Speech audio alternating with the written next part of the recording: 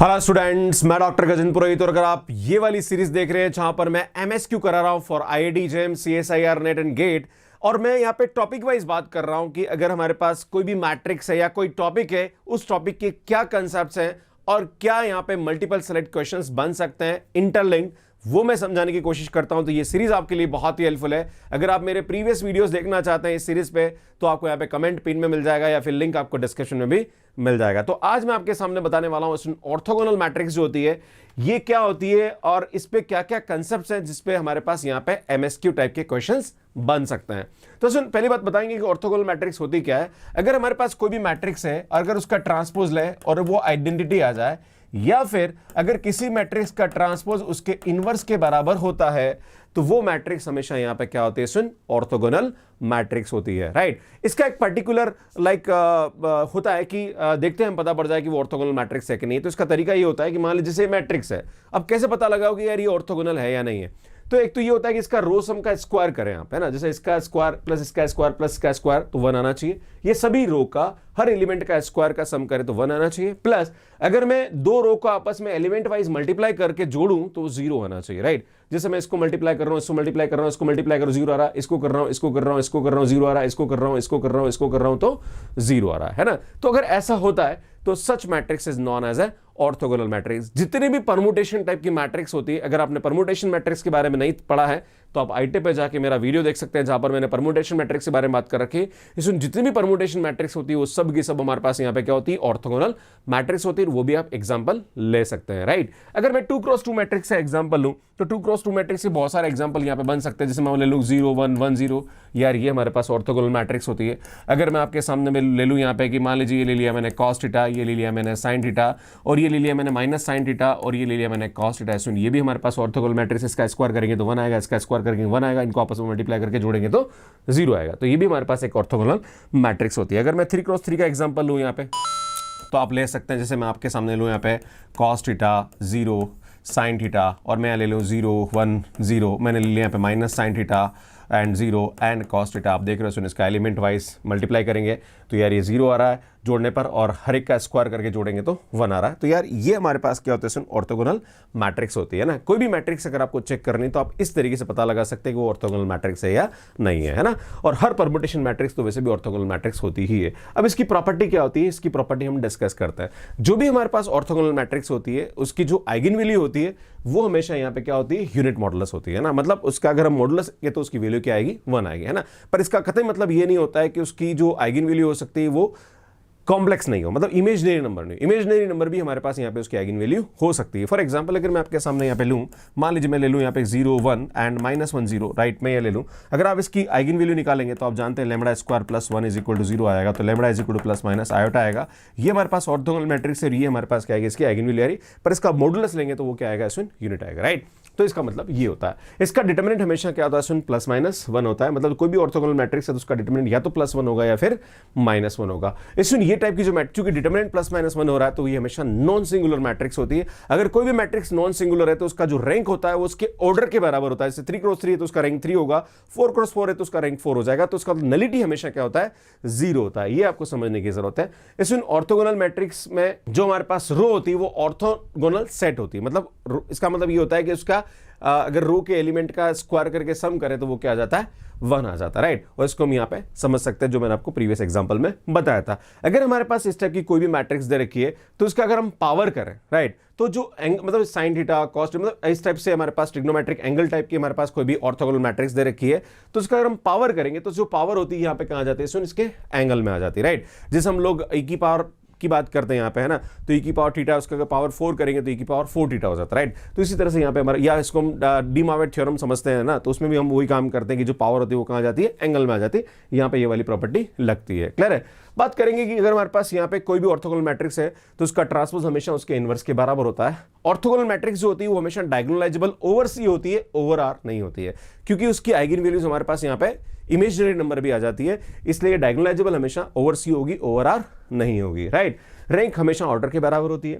And all column of orthogonal matrix form है orthonormal basis. अगर column wise हर element को हम मल्टीप्लाई करके ऐड करें या रो वाइज हर एलिमेंट को मल्टीप्लाई करके हम जोड़े तो 0 आता है, तो यार इसका मतलब ये होता है। तो ये भी हम बहुत इजीली यहां पे समझ सकते हैं। इसमें क्वेश्चन हमारे पास ये दे रखा है कि let A be the given matrix such that a power 6 is equal to identity. तो यार ऐसी कौन सी मैट्रिक्स है जिसकी पावर 6 करने पर हमारे पास यहां पे क्या आ जाए, आइडेंटिटी आ जाए। तो पहले तो हमें ये देखना पड़ेगा कि ऐसी कोई भी मैट्रिक्स हो जिसकी पावर हम करते हैं तो ऑर्थोगोनल होता है तो ज्यादा इजी पड़ता है, राइट। तो पहले चेक कर लीजिए कि यार ऑर्थोगोनल है कि नहीं है।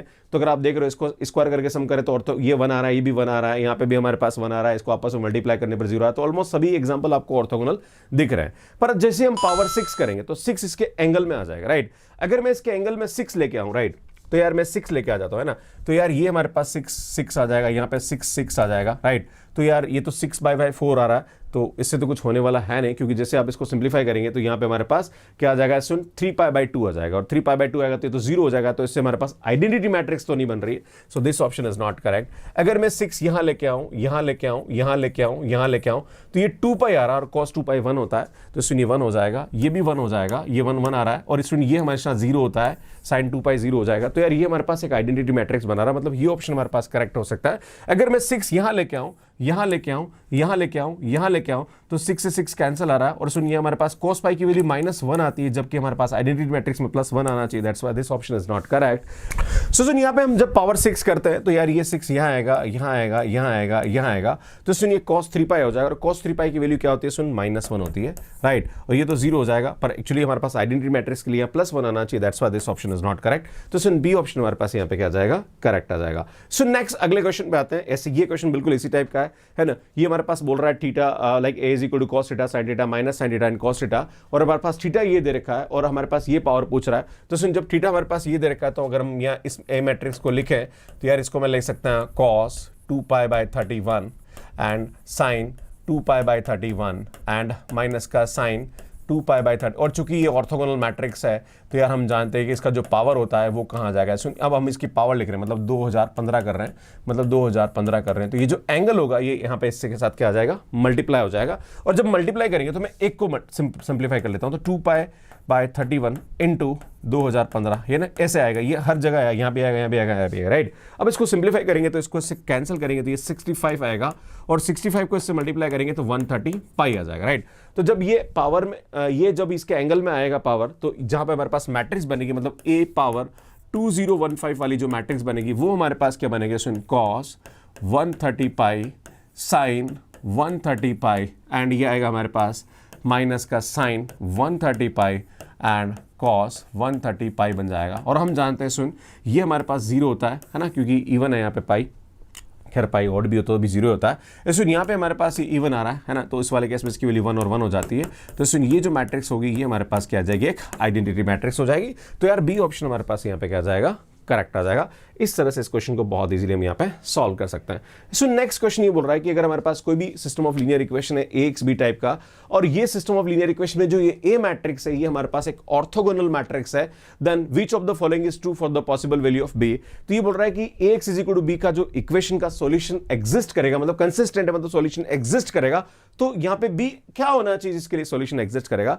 तो मैं आपको बताना चाह रहा हूं कि जब भी हमारे पास ax = b टाइप की मैट्रिक्स होती है और a मैट्रिक्स का अगर डिटरमिनेंट नॉन जीरो है तो वो हमेशा यूनिक सॉल्यूशन होता है, चाहे b यहां पे कुछ भी हो। और चूंकि हमारे पास a एक ऑर्थोगोनल मैट्रिक्स है, हम जानते हैं ऑर्थोगोनल मैट्रिक्स का डिटरमिनेंट हमेशा क्या होता है, सुन नॉन जीरो होता है, और नॉन जीरो होता है तो हम जानते हैं कि जो a होगा ये हमारे पास कंसिस्टेंट हो जाएगा और ये हमेशा क्या देगा, यूनिक सॉल्यूशन होगा, चाहे b यहां पे कुछ भी हो। तो सुन यहां पे चारों ऑप्शन हमारे पास यहां क्या जाएंगे, करेक्ट आ जाएंगे। तो इस तरह से इस क्वेश्चन को बहुत इजीली सॉल्व किया जा सकता है। सो नेक्स्ट क्वेश्चन देखते हैं। नेक्स्ट क्या बोल रहा है कि let a be the orthogonal matrix, then which of the following is correct. All the eigen value of a are real, not is not correct. Eigen value हमारे पास यहाँ पे इमेजिनरी भी हो सकती है।